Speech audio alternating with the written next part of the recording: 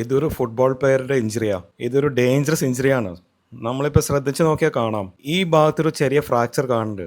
പക്ഷേ ശ്രദ്ധിച്ച് നോക്കിയാൽ ഉൾഭാഗത്ത് ഗ്യാപ്പ് കൂടിയിരിക്കുക. ഇത് നമ്മുടെ ഉൾഭാഗം, ഇത് പുറത്തുള്ള ഭാഗം, ഇത് നമ്മുടെ ആങ്കിൾ ജോയിന്റാ. ഈ ഗ്യാപ്പ് കണ്ടോ, ഇത് കൂടിയിരിക്കുക, ഇത് കുറഞ്ഞിരിക്കുക. സോ നമുക്ക് എന്താ മനസ്സിലായെന്ന് വെച്ചാൽ, ഫുട്ബോൾ കളിച്ച സമയത്ത് ആളുടെ ആങ്കിൾ തിരിഞ്ഞു പോയപ്പോൾ എല്ല് മാത്രമല്ല പൊട്ടിയിട്ടുള്ള, ലിഗ്മെന്റും ഡാമേജ് ഉണ്ട്. ഇത് നേരെ നോക്കുമ്പോൾ, സൈഡിൽ നോക്കുമ്പോൾ നമുക്ക് കാണാം ഇവിടെ ഒരു ഓബ്വിയസ് ഫ്രാക്ചർ ഉണ്ട്. ഇത് നമ്മൾ ഫ്രണ്ട് ഭാഗം, ഇത് ബാക്ക് ഭാഗം.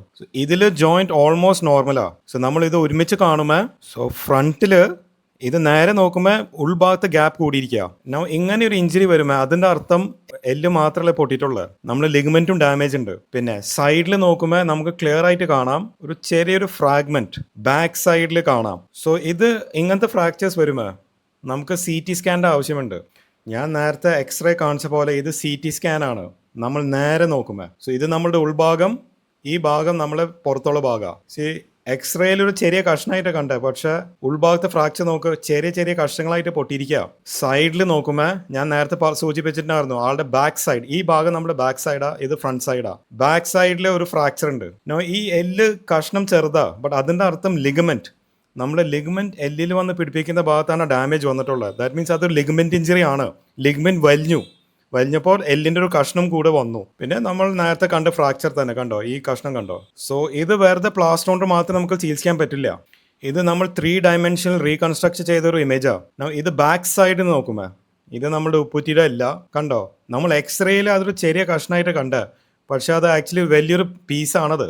ബാക്ക് സൈഡിലത്തെ കഷ്ണം ആക്ച്വലി ഒരു വലിയൊരു കഷ്ണമാണ്. ഒബ്വിയസ് ആയിട്ട് അത് കാണത്. നമ്മൾ പിന്നെ ഉൾഭാഗത്ത് നോക്കുമ്പോൾ റൊട്ടേഷൻ ചെയ്യുമ്പോൾ കണ്ടോ, ഇത് ചെറിയ ചെറിയ കഷ്ണങ്ങളായിട്ട് ഇരിക്കണേ. നേരെ നോക്കുമ്പോൾ ഈ ഗ്യാപ്പ് കൂടിയിരിക്കുക. പിന്നെ ഈ ഓബ്വിയസ് ഈ ഫ്രാക്ചർ. സോ ഇതൊരു ട്രൈ മാലുലാർ ഇഞ്ചുറി എന്ന് പറയും. 3 ഭാഗത്ത്, ജോയിന്റിന്റെ 3 ഭാഗത്തെ ഫ്രാക്ചർ ഉണ്ട്.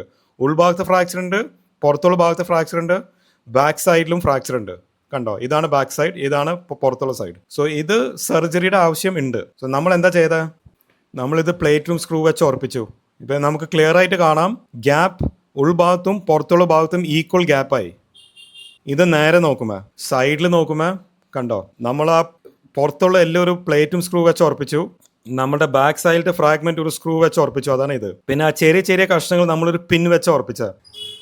ഇപ്പോൾ ഓപ്പറേഷന് മുമ്പും ഓപ്പറേഷന് ശേഷം എക്സസൈസ് നമുക്ക് ക്ലിയർ ആയിട്ട് കാണാം. ഓപ്പറേഷന് മുമ്പ് ഈ ഉൾഭാഗത്തെ ഗ്യാപ്പ് കൂടിയിരിക്കായിരുന്നു, കണ്ടോ. ഇപ്പോൾ ഓപ്പറേഷന് ശേഷം ഇത് കറക്റ്റായിട്ട് കിട്ടിയിട്ടുണ്ട്. 6 വീക്സ് കഴിയുമ്പോൾ നമുക്ക് പ്ലാസ്റ്റർ ഒഴിവാക്കിയിട്ട് ആളെ നടത്തിക്കാം.